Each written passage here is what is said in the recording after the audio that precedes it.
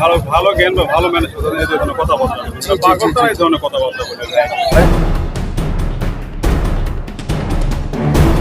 আসসালামু আলাইকুম। অসংখ্য ধন্যবাদ ভাইজান, আপনাকে অসংখ্য ধন্যবাদ যে আপনি কথা বলার সুযোগ করে দিলেন। তো ভাইজান, সর্বপ্রথমে জানতে চাচ্ছি আপনি কেমন আছেন? যাক, আলহামদুলিল্লাহ, যে আল্লাহ পাক আপনাকে ভালো রেখেছে। তো ভাইজান, আপনার নামটা জানতে পারি? মোহাম্মদ জহুরুল ইসলাম।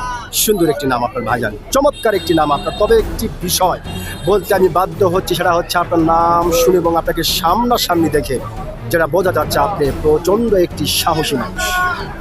সত্যি ভাইজান।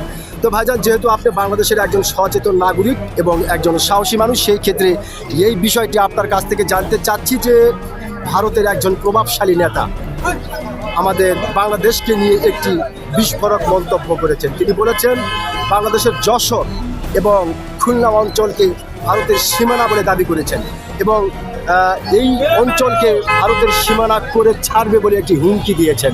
তো ভাইজান, তাদের এই হুমকিকে আপনি কীভাবে দেখছেন? পাগলের প্রলোভ। জি জি, পাগল ছাড়া কথাবার্তা কেউ বলে নাই। ভালো ভালো জ্ঞান বা ভালো ম্যানেজ করতে এই ধরনের কথাবার্তা পাগল তারা এই ধরনের কথাবার্তা বলে। তারা হিসাবে আর আমরা বাঙালিদের ছাড়া দেবো না। জি জি জি জি জি জি জি। অসংখ্য ধন্যবাদ ভাইজান, আপনাকে অসংখ্য ধন্যবাদ।